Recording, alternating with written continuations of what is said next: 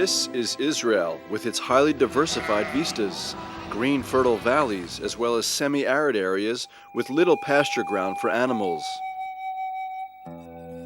The area between the Nile Delta and the Euphrates lacks natural resources for producing animal protein, hence the historical importance of raising animals and moving them from place to place in this region. Today, too, nomadic life characterizes this area. People and animals frequently cross borders, often without control or restrictions. Wild animals which roam around this area may also transfer disease agents.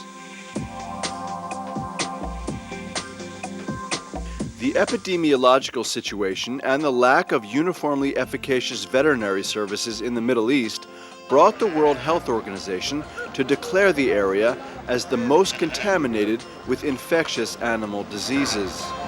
At the heart of this area is Israel, which specializes in modern intensive animal production. Maintaining the health of these animals poses a difficult and complex challenge, the supreme task of the Israel Veterinary Services. Israel's northern border, the Galilee Hills, and the sources of the Jordan River. Many herds graze right up to the border fence on both sides.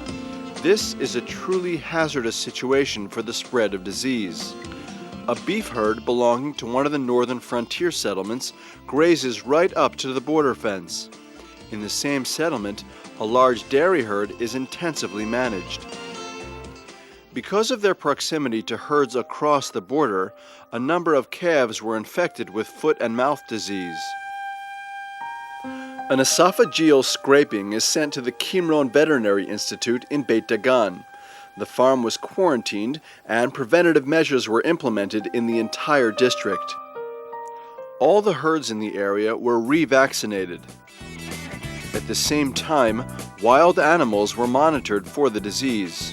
Samples from animals that are suspected of having infectious diseases are transferred to the Foot and Mouth and Epidemiological Unit, which is an isolated unit within the Veterinary Institute.